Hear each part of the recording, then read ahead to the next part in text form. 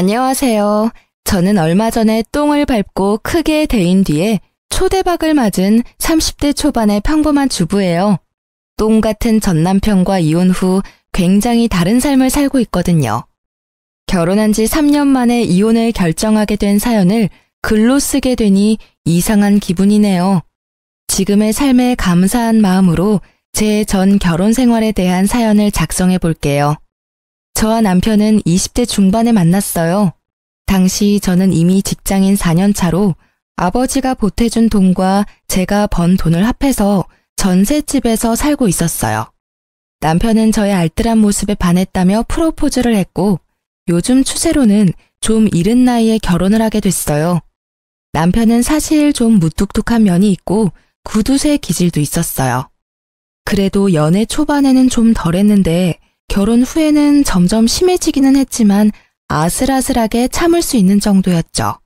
시모는 아들이 전부인 사람으로 남편처럼 구두쇠 기질이 있었어요. 그래도 연애 초반에는 좀 덜했는데 결혼 후에는 점점 심해지기는 했지만 아슬아슬하게 참을 수 있는 정도였죠. 시모는 아들이 전부인 사람으로 남편처럼 구두쇠 기질이 있었어요. 자식은 부모를 닮는다고 했나요? 그 말처럼 두 사람은 똑같이 알뜰살뜰 돈 쓰는 걸 두려워하는 사람이었답니다. 그런 시모와 저는 그다지 가깝지는 않았어요. 시모가 매번 친정과 시댁을 차별한다며 저를 나무랐거든요. 저는 외동딸이라 친정엄마에게 매달 용돈을 드리고 있었어요. 자식도 하나뿐인데 그런 거라도 챙겨드리고 싶어서 드렸던 건데 친정엄마에게만 드리기 뭐해서 시모에게도 주는 거였거든요. 그런데 그걸 매번 작은 돈 누구 코에 붙이냐며 친정엄마한테 더 주는 거 내가 모를 줄 아냐며 난리를 피우는 거예요. 아니 근데 생각해보세요. 외동인 제가 친정을 챙기는 건 당연한 것 아닌가요? 어째서 제가 제 집에 효도하는데 시모에게 그런 말을 들어야 하죠? 어쨌든 시모의 그런 언행은 시집 오고 난 뒤부터 시작됐어요. 그런 시모와 비슷하게 남편도 돈 문제로 저를 힘들게 하기 시작했어요. 제가 번 돈으로 제가 돈을 쓰는데 남편에게 허락을 맡아야 했거든요. 어차피 사야 할 생필품이지만 매번 허락을 맡아야 했죠. 이때쯤엔 부부 사이가 아니라 거의 상사와 부하 느낌이었어요. 내 돈으로 결제 맞는 더러운 그 기분 알만한 분들은 아실 거예요. 정말 짜증나거든요. 그렇다고 제가 낭비를 하는 것도 아니었어요. 진짜 맹세코 양가 어머님께 드리는 돈이 거의 60만 원 정도고 나머지는 생활비 100, 나머지는 비상금과 적금이었거든요. 제가 한 달에 쓰는 돈은 거의 20만 원도 되지 않았어요. 그런데 그마저도 많이 쓰니 적게 쓰니 쓸데없다느니 처음에는요. 저도 좋게 생각했어요. 이게 다 나중에 좋은 집에서 살고 좋은 차 몰고 다니려면 어쩔 수 없는 희생이다 라고 말이죠. 그런데 뒤로 갈수록 이게 아니다 싶을 정도로 심할 때가 있었어요. 지금 보면 그냥 그 사람은 구두쇠였을 뿐이고 더 악질적이게도 남의 돈도 자기 돈이라고 생각하고 있었던 거였어요. 제가 이 짠돌이 남편과 싸우게 된 첫 번째 사건의 계기는 바로 친정집 세탁기 때문이었어요. 친정엄마와 평소처럼 통화를 하는데 엄마가 최근에 세탁기가 고장났다고 하더라고요. 처음에는 수리를 생각했는데 오래된 세탁기라 생각보다 수리비가 너무 많이 나와서 어떻게 할까 고민 중이라고 하더라고요. 그래서 저는 제가 모아둔 돈도 있고 저번 명절 때 남편의 성화로 용돈도 많이 못 드린 것도 있어서 제가 세탁기를 새로 사드리기로 했어요. 친정엄마는 걱정하셨지만 저는 제 돈이고 친정에 쓰는 돈인데 괜찮을 거라고 생각했어요. 솔직히 남편의 반응이 조금 신경 쓰였지만 지도 양심이 있으면 장모한테 못 해준 거 내가 해준다고 뭐라 하지는 않겠지 하는 생각도 있었죠. 그래서 이왕 해주는 김에 세탁기에 건조기까지 해서 드렸거든요. 친정엄마가 50견이 와서 빨래 넣을 때 너무 힘들다고 하신 적이 있어서요. 겨울철이나 장마철에도 빨래 말리기 편하니 친정엄마 집안일이 조금이라도 줄어들 거라 생각해서 선택한 거였어요. 새 세탁기와 건조기가 들어가는 날 부모님과 같이 있었는데 부모님은 무척 좋아하셨고 저는 이걸로 끝이라고 생각했죠. 남편도 모를 거라고 생각했는데 카드 내역이 우편으로 날아올 줄이야. 일부러 카드 실적 채우려고 카드로 구매했는데 남편이 그 내역을 보고는 당장 가지고 와서 따지더라고요. 여보, 이렇게 비싸게 주고 산 게 뭐야? 거의 400만 원에 가까운 돈을 주고 도대체 뭘 산 거야? 돈도 없는데 이만큼이나 돈을 썼어? 아, 그거 우리 친정에 세탁기 고장났다고 하더라고. 그래서 내가 하나 사드렸어. 사드리는 김에 건조기도 같이 해드렸어. 그러잖아도 엄마 매번 빨래 넣을 때 오십견 때문에 아프다고 하셨거든. 건조기 있으면 팔도 많이 안 아플 것 같고 같이 하면 또 싸길래 해드렸어. 평소에 해드리는 것도 없고. 명절 때도 용돈 많이 못 드렸는데 이 정도면 괜찮잖아. 자초지종을 설명하면 이해할 거라고 생각했던 남편의 얼굴이 점점 험악해지는 걸 보고 저는 당황했어요. 그런 일이 있으면 나한테 이야기부터 했어야지. 당신 혼자 결정하는 법이 어디 있어? 돈 400이 그렇게 쉽게 결정할 일이야? 왜 당신은 항상 이런 큰일을 혼자서 결정하는 거야? 아니, 말이 좀 그렇네? 매번 그러는 것처럼 말하는데 이번이 처음이잖아. 그리고 쉽게 결정한 거 아니야. 나도 충분히 생각했고 필요하다는 걸 느꼈으니까 산 거잖아. 나는 당신이 왜 화를 내는지를 모르겠어. 이걸 산 게 그렇게 화낼 만큼 큰일이야? 큰일이지. 당신이 쓰는 돈은 우리 돈이기도 하다고. 상대방의 소비 규모를 파악하는 것도 중요한 일이고 지금처럼 당신이 과소비하는 일도 있으니까. 그리고 내가 화를 내는 건 당신이 처갓집만 챙겨서야. 세탁기는 우리 엄마가 쓰던 걸 처갓집에 줘도 되잖아. 차라리 우리 엄마한테 세탁기 새로 사드리는 게 나았을 텐데. 뭐? 그게 무슨 논리야? 참나, 우리 집이 거지야? 무슨 말을 그렇게 열받게 해. 왜 우리 집에 남이 쓰던 걸 써야 하는데? 그리고 내가 왜 멀쩡한 시댁 세탁기를 새로 해드려? 남이 아니잖아. 우리 엄마는 혼자 사용하고 계시니까 오래되긴 했어도 깨끗하다고. 그리고 우리 엄마라면 새로 사드려도 깨끗하게 오래 쓸 테니까 돈도 덜 들고 얼마나 좋아. 그게 뭐가 좋은 건데? 그러니까 당신 말은 우리 집은 더럽게 쓰고 어머님은 깨끗하게 써서 어머님께 새 세탁기를 해드리는 게 좋다는 이야기야? 오래 쓰면 그만큼 낡아져. 그걸 좋은 점이라고 하는 거야? 근데 좋고 나쁜 걸 떠나서 일단 기분이 더럽잖아, 기분이. 왜 화를 내? 다 아껴 쓰자고 하는 말이잖아. 그렇게 아껴야 우리한테도 도움되고. 그건 아끼는 게 아니지. 비루하게 사는 거잖아. 어차피 이렇게 하나 저렇게 하나 돈 드는 건 마찬가지야. 그리고 친정집 세탁기가 망가졌는데 시댁에 새 걸 해줘야 한다는 당신 생각이 미친 거지. 이번 세탁기 건조기는 다 내가 모은 돈으로 해드린 거잖아. 자기한테 돈 달라고 한 적 있어? 내가 알아서 다 했고 이미 집에 들어가 있고 환불 안 되니까 앞으로 이 이야기는 꺼내지도 마. 알 같지도 않은 소리를. 그래서 시댁에는 새 거 하나 안 해주겠다 이거지? 봐, 매번 똑같아. 넌 언제나 너희 집과 우리 집을 차별해. 그게 눈으로 보이니까 매번 간섭하게 되는 거야. 매번 처갓집에 새 것만 해주고 싶어서는. 그리고 넌 며느리면서 시어머니 몸 안 좋아서 골골대는 건 안 보여? 우리 엄마도 몸 안 좋아. 너희 엄마만 엄마야? 어머님 몸 아픈 걸 왜 나한테 이야기해? 아프시면 병원 가면 되지. 멀쩡한 세탁기를 그것 때문에 바꾸겠다면 자기가 아들이니까 자기 돈으로 바꿔드려. 그럼 되겠네. 그 생각 자체가 문제라고. 처가에 네 돈을 썼으면 우리 집에도 네 돈을 써야지.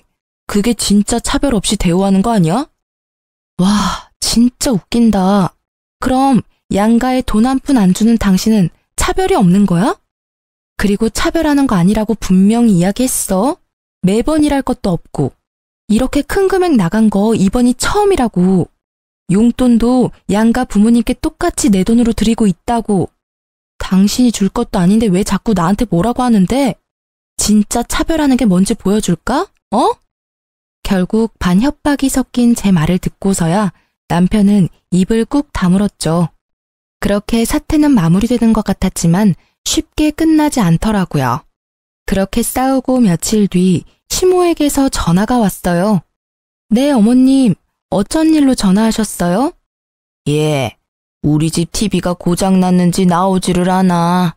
와서 한번 보고 고쳐주던지 해야겠다. 시모는 항상 무언가 원하는 게 있을 때만 먼저 연락을 했거든요. 이번에는 TV를 고쳐달라거나 사달라는 것처럼 보였죠. 네, 알겠어요. 제가 남편에게 잘 전해놓을 테니 조금만 참으세요. 그렇게 저는 시모의 전화를 끊고 바로 남편에게 전화를 걸었어요. 여보, 어머님이 집 TV가 망가졌다고 전화 오셨던데 와서 봐달라고 하시는데 수리가 될까 모르겠네. 워낙 오래된 TV라. 그래서? 그래서라니. 가서 한번 봐드리고 와. 내가 가서 고쳐지는 것도 아닌데 내가 왜 가? 남편의 말에 당황한 것은 저였어요. 지금 당장 가서 고쳐주겠다고 해도 모자랄 판에 왜 이렇게 새초롬하게 구나 싶었는데 남편이 저에게 한방 날리더라고요. 당신이 당신 돈으로 엄마네 TV 바꿔주면 되잖아. 차별하지 않는다고 했으니 그렇게 해줄 거지? 그럼 너는 뭘 해줄 건데? 뭐? 내가 왜 해줘야 되는데? 당신이 알아서 하라니까. 그게 차별하지 않는 거지. 장난치는 것도 정도가 있거든? 야, 친정집 세탁기 고장났을 때 네가 돈 한 푼이라도 냈어? 땡전 한 푼 보태준 적도 없으면서 뭐? 나더러 시어머니 TV까지 해내라고? 네가 친정집에 뭐라도 해주면 나도 해줄게. 그러니까 뭐 해줄 건데? 너 해주는 거 봐서 시댁에 해준다니까? 내가 돈 한 푼 안 냈다고 잔소리하지 말라고. 나는 아끼자고 분명히 이야기했잖아. 그런데 그만큼 큰 돈을 나랑 상의 없이 쓴 건 분명 당신 탓이지. 왜 나한테 화살을 돌려? 당신 돈으로 처가에 뭔가를 사줬으면 똑같이 당신 돈으로 시댁에도 사줘야지. 몰래 처갓집에만 가전 사주고 이러는 거 그게 처갓집이랑 시댁 차별하는 거 아니야? 말도 안 되는 말을 논리적으로 하려고 애쓰는 미친 남편 놈을 보며 저는 화를 꾹 누르며 맞받아쳤어요. 아, 그래. 그럼 이렇게 하면 되겠네. 우리 친정집에 TV가 오래되긴 했지만 자주 안 보셔서 깨끗하고 잘 나와. 그러니까 그거 어머님 드리고 친정집에 새로 TV 사드리면 될 것 같아. 괜찮은 생각이지. 얼마 전에 당신이 생각해낸 획기적인 아이디어잖아. 남편의 되먹지 못한 발언에 열받은 저는 남편에게 들었던 말 그대로 돌려줬어요. 그랬더니 이번에는 말도 안 하고 가만히 듣고만 있더라고요.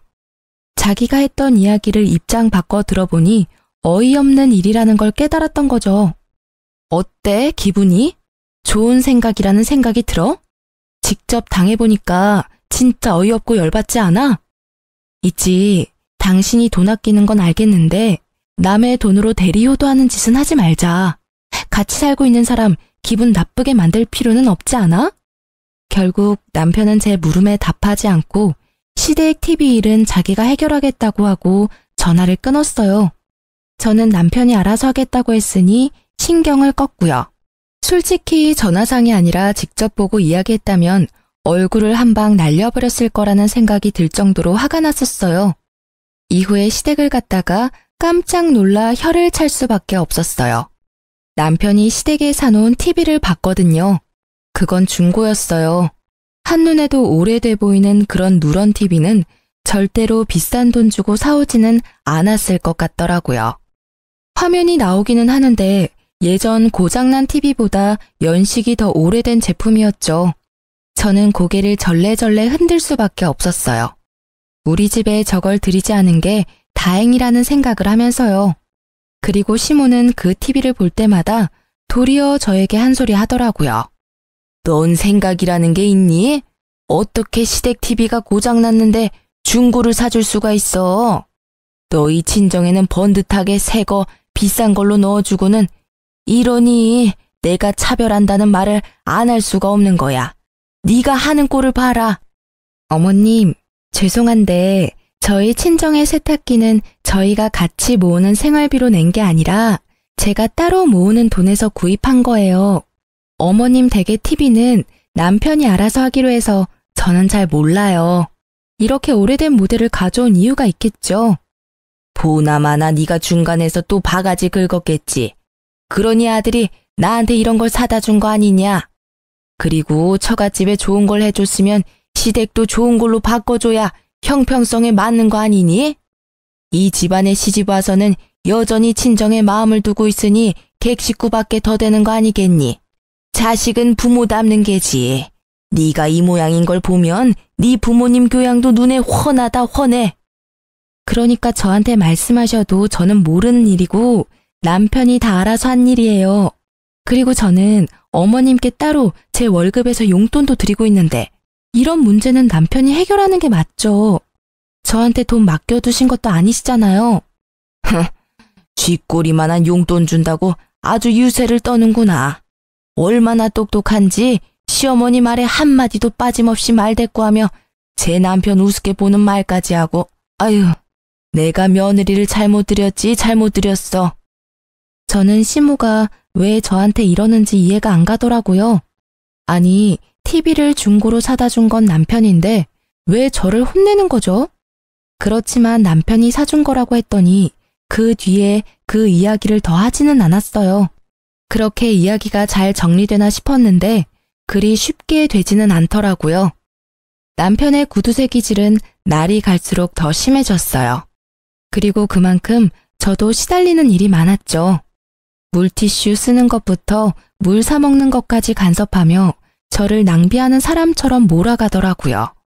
그래도 마음을 다잡아보려 했는데 더 큰일이 터져버리고 말았어요. 그날은 주말이라 오랜만에 부부둘이 같이 느긋하게 시간을 보내고 있었어요.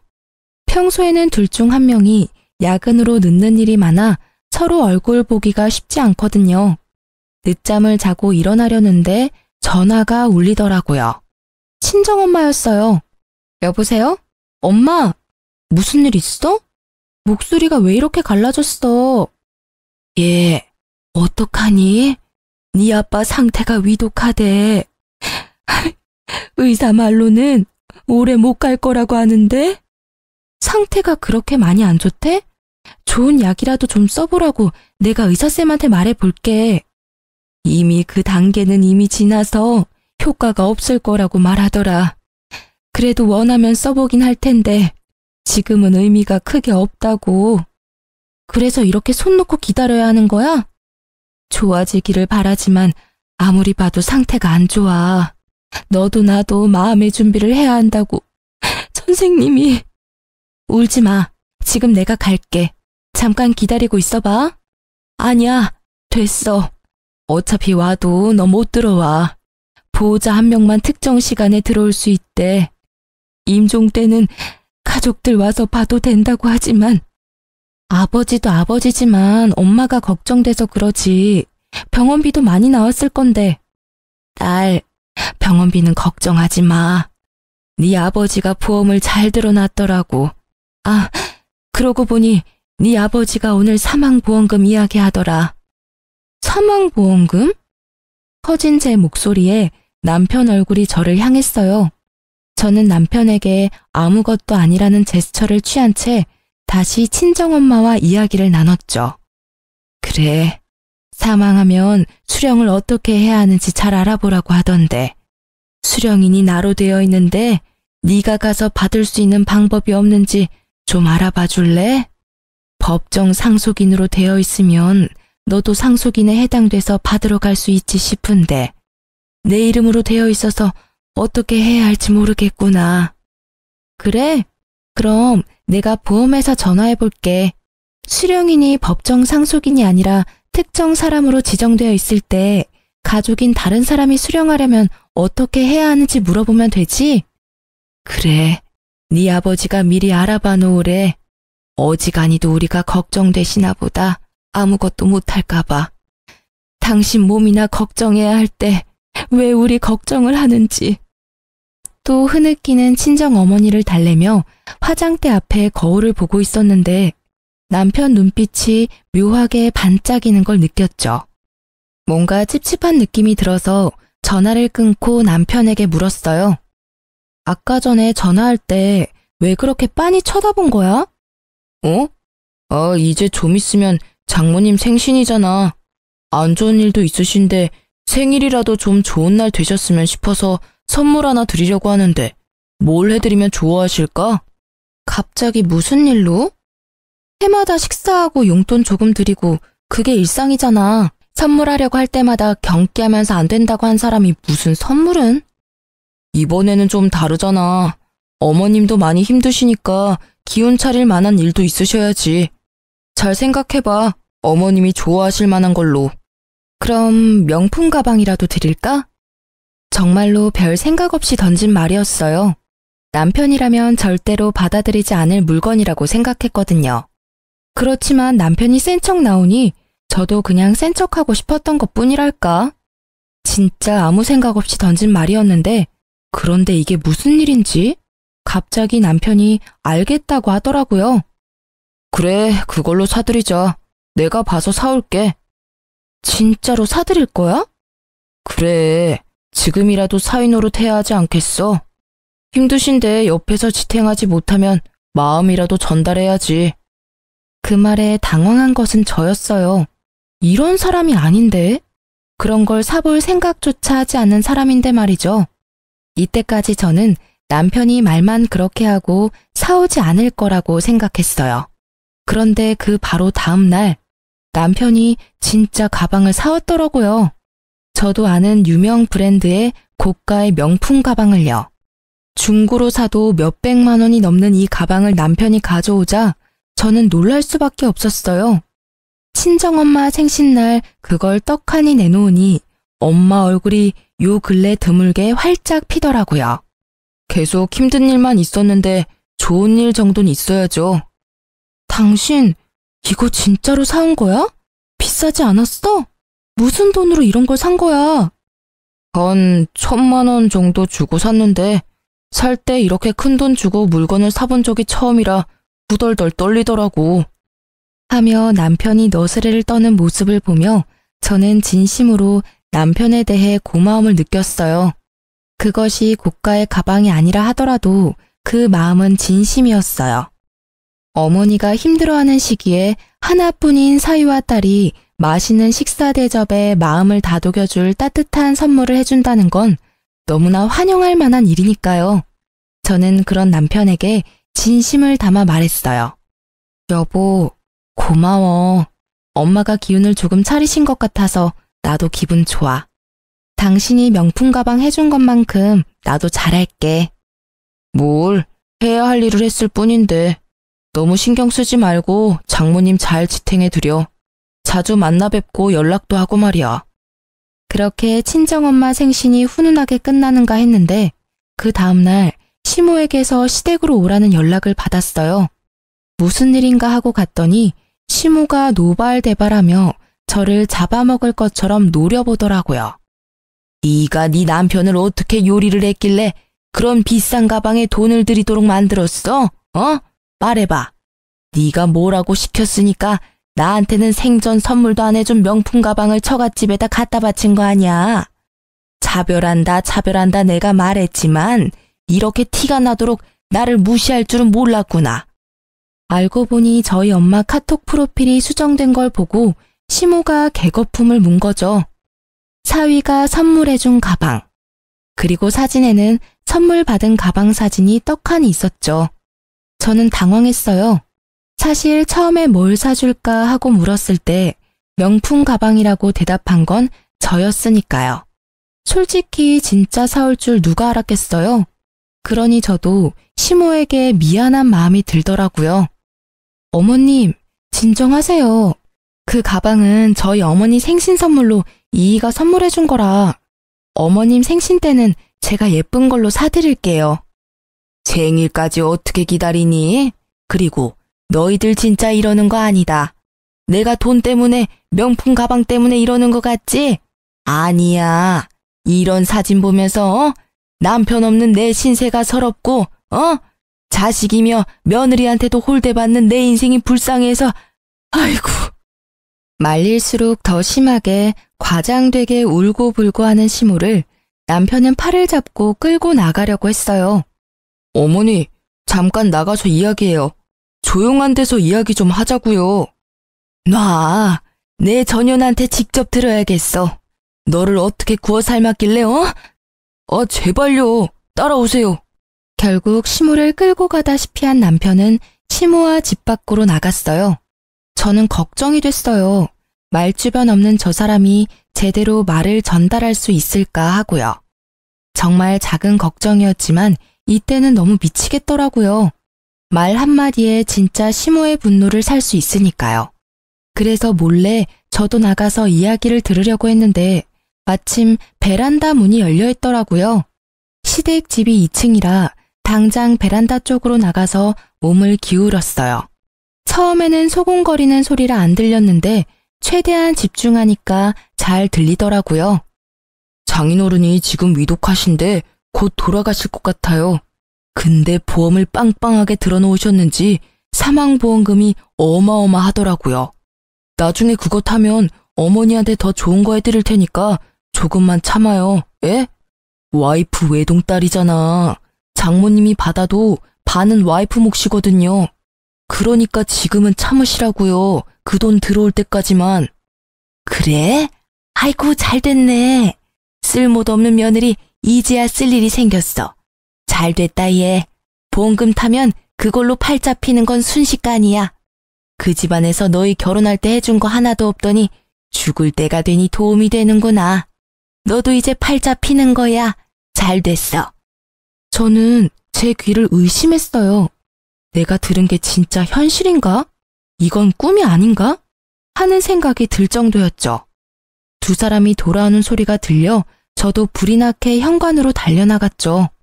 열이 받아서 두 사람에게 한 소리 하려고 결심하던 차에 친정엄마한테 전화가 왔어요. 저는 남편과 시모를 두고 그대로 밖으로 나가 전화를 받았죠. 응, 엄마, 무슨 일이야? 예, 어떻게 이럴 수 있어?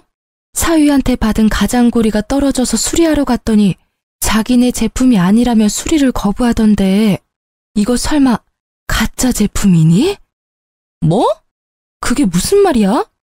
아이고, 내가 거기서 받은 수모를 생각하면 손발이 떨리고 아니, 가품을 줬으면 가품이라고 말을 해주면 될 것을 왜 가짜를 진짜라고 속이는 거니? 저는 그 길로 불이 나게 친정으로 달려갔고 그 가방을 들고 전문 매장을 찾았어요. 직원이 딱 보더니 SA급도 아닌 B급 짝퉁이라더군요. 저도 친정어머니도 명품을 직접 본 적이 없으니 그게 가짜인지 진짜인지 알 길도 없었던 거고요. 실망한 친정어머니를 달래는 저는 수치스러움과 분노로 머릿속이 가득 찼어요. 이혼. 바로 이날 저는 이혼을 결심하게 됐어요. 막대 먹은 무개념 짠돌이 남편과의 이혼을 말이죠. 그리고 저는 그 나쁜 놈과 아버지를 모욕한 시모에게 복수를 계획했어요. 지들이 했던 대로 아주 치사하고 더럽고 열받는 복수를 말이죠. 이후로 저는 대놓고 시댁과 친정을 차별하기 시작했어요. 좋은 것이 있으면 무조건 시모가 있는 데서 친정에 해줘야겠다고 이야기하고 제가 모은 돈을 털어서 친정에 바리바리 먹을 것, 입을 것, 가전제품 같은 것들을 해다 줬어요. 남편과 시모가 볼 때 더 많이 해드렸죠. 시모에게 이보다 더 크게 열받는 일이 있을 수 없고 남편은 유산 때문에 꾹 참고 있는 게 보였죠. 그래도 본인도 참기 힘들었을 거예요. 말하고 싶은 걸 참느라 힘들어 보였거든요. 그치만 이제 짠돌이가 힘들어하든 말든 제 알 바 아니죠. 무개념 막말 시모는 결국 참지 못하고 제게 한 소리 해댔어요. 이게 보자 하니까 친정집에는 발길 좀 끊으랬더니 매번 왔다 갔다 하며 이거 사주고 저거 사주고 너는 이 시댁 식구들은 보이지도 않냐? 이렇게 대놓고 사람 차별하고 자식은 부모 닮는 법이야. 네가 그러면 네 부모가 욕 얻어먹는 건 당연한 이치지. 어디 가서 우리 집 며느리라고 하지 말거라. 네, 차별하는 거 맞고요. 저는 외동딸이라 저희 친정집 식구도 소중해요. 어머님네는 아들이 셋이나 되는데 챙겨줄 사람도 그만큼 많잖아요. 그런데 저희 집은 저 하나뿐이거든요. 제가 아무리 친정을 챙겨도 어머님네 새형제가 챙기는 것보단 덜하겠죠. 안 그래요? 시모에게 아들 셋은 자신과 똑같은 구두쇠들 셋이었거든요.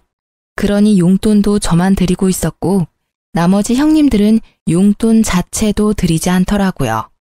그러니 제가 친정에 해주는 것들이 부러울 법도 했던 거죠. 그래서 힘껏 빈정거려 줬어요. 그것도 아들 못 낳은 너네 엄마 팔자지. 그럼 아들을 든든히 낳았어야지. 이렇게 남의 집안 며느리로 들어온 딸에게 이거 사달라 저거 사달라. 너희 집안도 참 사람들이 베어먹지를 못했어. 결국 친정집을 걸고 넘어지는 시모에게 저는 대놓고 두 아주버님 흉을 좀 봤어요. 아, 그래서 어머님은 두 아주버님한테 잘 대접받고 계시나요? 연락도 자주 안 하시는 것 같던데. 형님들도 연락 없으시잖아요. 하긴 그것도 어머님 팔자시죠. 어머님이 매번 자식은 부모 닮는다고 하셨는데 그 말이 딱 맞네요. 두 아주버님도 어머님을 똑 닮으셔가지고 참 야무지세요. 그죠? 뭐? 인연이 이거 아주 못하는 말이 없네. 이제 막가기로 결정한 거니? 이 싸가지가 없는 년, 막대먹은 년.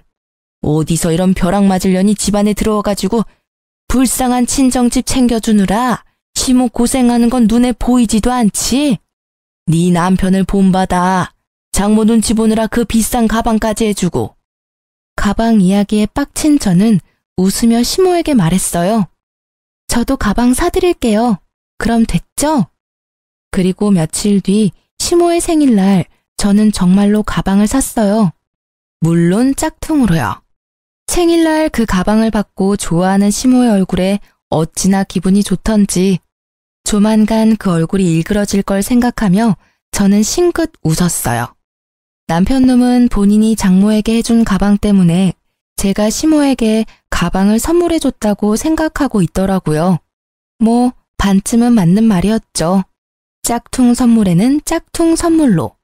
저는 얼른 그게 가짜라는 걸 알아차리도록 하기 위해서 일부러 시모의 가방 지퍼 부분을 잡고 확 뜯어버렸어요. 시모에게 수리를 하셔야 할 것 같다고 구매처 장소까지 똑똑히 알려드렸죠. 그리고 며칠 뒤 수리하러 갔다 씩씩거리며 집으로 돌아온 시모의 모습에 저는 시치미를 뚝 떼고 앉아 있었어요. 너 나한테 감히 가짜를 줬어? 어떻게 할 거야? 그 명품점에서 내가 이런 수치를 당하고. 예, 너 네 와이프가 나한테 가짜 가방을 준 거 알고 있었니? 당신 뭐 하는 짓이야? 어머님 생신에 가짜 가방을 선물하면 어쩌자는 거야? 진짜 개념도 없고 생각도 없구나. 내가 장모님께 해준 게 얼만데 이런 식으로 은혜를 원수로 갚아. 은혜 같은 소리하고 자빠졌네. 야, 다른 사람은 다 나 욕해도 당신이랑 어머님은 나 욕하면 안 되지. 당신이 했던 짓이 있는데 나를 탓하는 건 웃기지 않아? 뭐라는 거야, 얘가? 어머님, 모르셨어요? 댁의 아드님이요. 장모한테 B급 가짜 가방을 줬더라고요. 생신 선물로요. 그래놓고는 명품 가방이라고 속이고는. 그래서 저도 어머님한테 똑같이 드린 거예요. 저희 어머니가 받았던 것처럼 짝퉁 가방으로요. 아드님이 뿌린 대로 거둔 거니까 불만은 없으시죠? 그거 언제 알았어? 아니, 그건 다 이유가 있어서. 그 이유는 알고 싶지도 않아. 짝퉁? 그것도 괜찮아. 처음부터 가짜라고 이야기했으면 차라리 나았어. 돈 없지만 다음에는 진짜를 사주겠다고 이야기했다면 우리 형편에 아쉽지만 어쩔 수 없다며 좋게 넘어갔을 일이지. 그런데 당신은 그걸 숨겼어. 아니, 거짓말을 했지. 1,000만 원이 넘는 가격으로 산 것처럼 사기를 쳤어. 자기 장모한테 말이지. 이 사기꾼. 서슬퍼런 제 모습이 처음인지라 남편과 시모는 놀란 눈치였어요. 그런 남편의 모습에 저는 한 방 더 먹여주기로 했어요. 그리고 한 가지 더 말해주는데 그 일 덕분에 우리 엄마가 괘씸해서라도 나한테는 아버지 보험금 안 주겠대. 어차피 지정수령이니라 엄마한테 다 가는 거라 나는 한 푼도 못 받는다고. 뭐? 그게 무슨 말이야? 당신도 법정 상속인인데 왜 못 받아? 나도 몰라? 아니면 우리 엄마한테 직접 물어볼래? 진짜로 안 줄 생각인 건지. 남편 놈이 진짜로 급했는지 친정엄마한테 곧바로 전화를 걸더군요. 그 탐욕 가득한 눈빛이 어찌나 한심하던지 물어보랬다고 그걸 전화하는 저 뻔뻔함에 치를 떨었죠. 어머님, 저 한 가지만 여쭙겠습니다. 혹시 와이프는 장인어른 사망보험금 못 받습니까? 그래, 자네는 우리 집을 뭐라고 생각하는 겐가? 자네 장인 사망보험금은 이 집에서 알아서 할 일이야. 자네가 신경 쓸 일 아니지.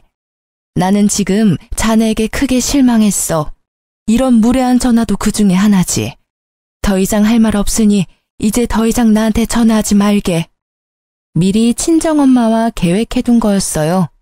아버지의 사망보험금이 사라진다면, 내 몫이 사라진다면 이 짠돌이가 어떻게 나올까 하고 아마 분명히 높은 확률로 제가 바라던 말을 해줄 거라고 생각했어요.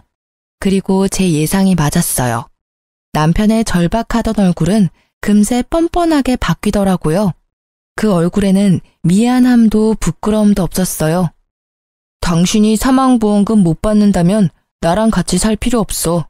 우리 이혼해. 짠돌이 남편 싫다며. 매번 차별 운운하는 시어머니도 싫고 그럼 됐잖아. 그냥 이혼하자. 그래, 너 잘 생각했어. 애도 못 가져. 처갓집이랑 차별도 하고 이런 못 사는 집 딸보다 더 좋은 여자 이 나라에 널리고 널렸어. 위자료나 듬뿍 받아내라. 두 사람의 말에 저는 속으로 비웃었어요. 지금 부부가 같이 사는 집도 제 명의로 된 전셋집이고 그마저도 결혼 중에 마련한 게 아니라 제가 처녀 시절부터 마련해서 온 것인데 쥐들 위자료 받을 생각으로 가득하더라고요. 이혼 소송할 거지? 어차피 합의 이혼은 안 될 것 같으니까. 나는 당신이 유책 배우자라고 생각하고 그렇게 증거 모을 테니까 위자료는 아마 당신이 내야 할 거야. 그게 무슨 소리야. 위자료는 당신이 내야지. 나는 이미 어머님이 나한테 한 막말들 다 녹음해놨어. 카톡 대화 내용도 다 찍어놨고. 제 말에 심오한 남편은 그제야 꿀먹은 벙어리가 되더라고요. 그 뒤에 남편은 자기가 불리해질 것 같으니 뒤늦게 울며 불며 인정에 호소하며 매달렸지만 저는 냉정하게 뿌리쳤어요. 보험금 못 받는다니 냉큼 이혼하자던 놈이 이제 와서 무슨 낯짝으로 다시 매달리는지. 결국 이혼 소송은 역시 저의 승리였어요. 그리고 그 판결 이후 친정아버지가 돌아가셨죠. 친정엄마는 이혼한 제게 사망보험금의 반을 나눠주고 저는 보험금과 위자료, 전세금을 합해서 아주 좋은 집을 계약했어요. 그렇게 4년이 흘렀어요. 이미 저는 좋은 남자를 만나 재혼에 성공한 상태였죠. 내심 이번에는 절대로 짠돌이와 만나지 않으려고 조심 또 조심했는데요. 그렇게 만난 게 현재 남편이에요. 작은 상가를 소유한 남자로 결혼 직후 아기 천사가 찾아온 덕분에 저는 회사를 그만두고 아이 육아에만 힘쓰고 있었죠. 그러다 아이를 어린이집 보내고 남는 시간엔 남편 상가에 가서 일을 조금씩 도와주고 있었어요. 그리고 어느 날 남편 건물에 청소 여사님 면접을 보기로 해서 아기를 안고 건물 관리실로 들어갔어요. 그 안에는 면접을 보기 위해 온 연세 지긋해 보이는 여사님들이 계시더라고요. 그리고 고개를 돌리다가 저는 익숙한 얼굴과 마주쳤어요. 바로 전시모였어요. 전시모는 제 모습을 보더니 제가 이곳에 면접 보러 온 줄 아시더라고요. 아이고, 어디서 남자 하나 꼬셔서 애 낳고 살고 있니? 세상에, 이런 청소하는데 올 정도면 네 팔자도 망한 거나 다름없구나. 여자 팔자는 남자를 잘 만나야 펴는 법인데 네가 만난 남자가 얼마나 못났으면 이런 데를 와? 우리 아들이랑 헤어지고 어떻게 사는지 척 보니 알만하구나. 그러게 왜 그 난리를 치며 이혼까지 해가지고는 내가 무어라 말하기 전에 먼저 치고 나오더라고요. 저는 아무 말 없이 그냥 듣고만 있었어요. 그냥 웃겼어요. 자기 처지도 모르고 여기 와서 잘난 체 하는 게 제 무덤 열심히 파고 있는 모양이더라고요. 그래도 애는 하나 낳아줬나 보네. 우리 애가 너한테서 애 보기 싫어서 애를 안 가진 거 아니니? 잘했지. 애라도 있었으면 얼마나 울고 먹었을 거야. 애 있다고 양육비 내놓으라 어쩌라 했겠지. 애가 없는 게 얼마나 다행인지. 아무 말 없는 거 보니 너도 네 처지가 부끄럽긴 한가 보네. 그렇게 말하던 전시모의 눈이 제가 들고 있던 가방을 향하더라고요. 남편이 사준 브랜드 제품 가방이었는데 그걸 보고 피식 웃더라고요. 나쁜 버릇 또 나왔구나. 청소나 하러 다니는 주제에 가짜 명품 가방을 들고 다니니? 나한테 짝퉁 가방 선물할 때부터 알아봤어. 그것도 가짜지? 줘봐. 그때 내가 당한 수치를 생각하면 지금도 화가 가라앉지를 않아. 그러면서 제 가방을 뺏어갔어요. 가방을 험하게 다루며 상처를 내길래 제가 말해줬어요. 그거 가품 아니고 진품이에요. 이미 가죽에 기스가 났네요. 수리 비용 주실 거죠? 이거 수리 안 되면 하나 통으로 사주셔야 하는데 그 정도 능력은 있으신 거겠죠? 하긴 아드님이 셋이나 계시는데 그 정도 돈 없겠어요? 제가 차분하게 웃고 있으니 전시모도 약간 이상하게 생각한 듯 하더라고요. 제 가방이 바닥에 내팽겨쳐질 때 마침 관리실 문이 열리면서 관리 직원이 인사를 하러 나왔죠. 아이고 사모님, 왜 거기서 계세요? 여기 안쪽으로 와서 앉으세요. 사모님? 저는 전시모가 바닥에 떨군 가방을 들어 먼지를 툭툭 털어냈죠. 고개를 드니 전시모의 얼굴이 새하얗게 질린 게 보이더라고요. 그제야 상황 파악이 된 것 같더라고요. 제가 일하러 온 사람이 아니라는 것과 자신이 던져버린 가방이 가품이 아닌 진품이라는 걸요. 네, 제가 사모님이고 오늘 이 건물 청소 여사님 구하는데 지금 남편이 면접 좀 봐달라고 해서 온 거예요. 일단 한 분씩 안쪽 방에서 면접 볼게요.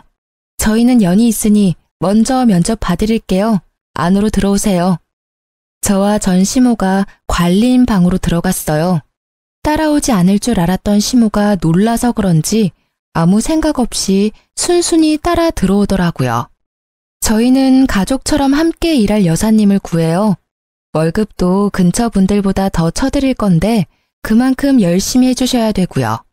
개인적으로는 꼭 맡아서 해주셨으면 좋겠어요. 이제껏 알뜰하게 사시는 걸 제가 잘 봤잖아요. 우리 건물도 그렇게 알뜰살뜰 잘 꾸려서 청소해 주실 것 같아서요. 제 말에도 아무 대답을 하지 못하더라고요. 불과 5분 전과는 정반대인 상황이 너무 웃겼어요. 그리고 그 사색이 된 표정에 통쾌하기도 했고요. 절 괴롭힐 때는 보지 못했던 얼굴이 너무 속 시원했어요. 그런데 전 남편은 뭐 하는 사람인지 모르겠네요. 대체 뭘 하고 다니길래 늙은 노모를 일하러 여기까지 보냈대요? 요새 일 다니고 있긴 해요? 혹시 여전히 너무 알뜰하게 살아서 연세 드신 어머니 밖으로 일하러 보낸 걸까요? 뭐든 적당히 해야 하는 법인데 말이에요. 아들이 셋이나 계신 분이 이런 데서 일한다 그러면 사람들이 욕할지도 모르겠네요. 걱정해주는 척 폭탄을 날리며 비웃자 전시모는 자존심이 상했는지 화난 얼굴로 벌떡 일어나더라고요. 내가 이딴 곳에서 일할 줄 알아? 절대 안 할 테니 그리 알아. 저도 채용할 생각은 아니었어요. 받아들인다면 두고두고 갑질 제대로 할 생각이었는데 알아서 빠져나가더라고요. 나중에 전시모가 왜 여기까지 오게 됐는지 주변 사람들에게 물어보니 아들이 셋이나 되는데 아무도 용돈 주는 자식이 없대요. 제가 있었을 때는 제가 드리는 용돈이 유일했던 것 같더라고요. 그렇게 자식 셋이 전부인 것처럼 굴더니 결국 용돈도 주지 않고 왕래조차 잘 안 한다고 해요. 본인이 뿌린 씨앗, 본인이 거둔 거죠. 그렇게 구두쇠같이 굴었으니 자식들도 똑같이 그렇게 큰 거죠. 그리고 며칠 지나지 않아 전 남편이 건물로 찾아왔더라고요. 저는 시모가 건물에 해코지하지 않을까 매일 나와보고 있었기에 그 사람이 왔을 때 딱 마주쳤죠. 너 잘 만났다. 야, 너 나한테 사기를 치고 이혼을 해? 너 보험금 못 받는다더니 다 받아 처먹고 나한테는 거짓말을 해? 왜 그게 잘못됐어? 나도 내 재산 지킬 필요가 있어. 네가 욕심내서 우리 아버지 보험금 노리는 거 모를 줄 알았어? 간도 크지. 어떻게 와이프 아버지 사망보험금을 노려? 그래, 그거 내가 탔으면 또 그 집구석에서 구워 삼겨지고 있었겠지. 정말 불행 중 다행이었어. 뭐? 이게 말이면 다인 줄 아나? 야, 이딴 작은 상가 하나 가지고 있다고 무서운 줄 모르나 본데 나는 니년 절대 용서 못해. 나한테 거짓말하고 이혼한 거니까 사망보험금은 토해내야지. 그게 맞는 거잖아. 그게 왜 맞는 말이야? 그리고 그걸 내가 왜 토해내? 아버지 사망보험금은 엄밀히 따지면 우리 엄마 거야. 그리고 이 건물? 이거 내 거 아니야. 내 남편 거지. 그러니까 남편 불러서 법적 대응하기 전에 얼른 꺼져. 앞으로 이 근처 얼씬거리지도 마. 알아들었어? 이 찌질아. 건물이 남편 거라는 이야기에 전 남편은 사색이 돼서는 말 한마디 못하고 나가더라고요. 아니, 와이프 아버지 보험금 못 받는다는 이유로 이혼하자고 했던 놈이 다시 찾아와서 이럴 줄은 상상도 못했어요. 정말 찌질함의 끝을 보여준 더러운 놈이었어요. 그 일이 있고 나서는 찌질한 전 남편을 본 적은 없었어요. 재혼한 남편이 제 이야기를 듣고는 눈에 불을 켜고 건물을 지키고 있거든요. 그래도 찌질이와 헤어지고 좋은 남자 만나서 다행이라고 생각해요. 지금 남편은 저희 친정에 너무 잘해줘서 가끔 미안할 정도거든요. 우리 집이나 시댁에서 뭔가를 사면 꼭 친정에도 사드리자며 먼저 권하니 제가 도리어 마다할 정도예요. 솔직히 우리 집에 너무 잘해주니까 저도 자연스레 시댁과 남편에게 더 잘하게 되더라고요. 뿌린 대로 거둔다는 말이 틀린 게 없네요. 이제 든든한 남편과 알콩달콩 잘 살아볼 거예요. 글 읽어주신 분들 모두 감사하고 행복하세요.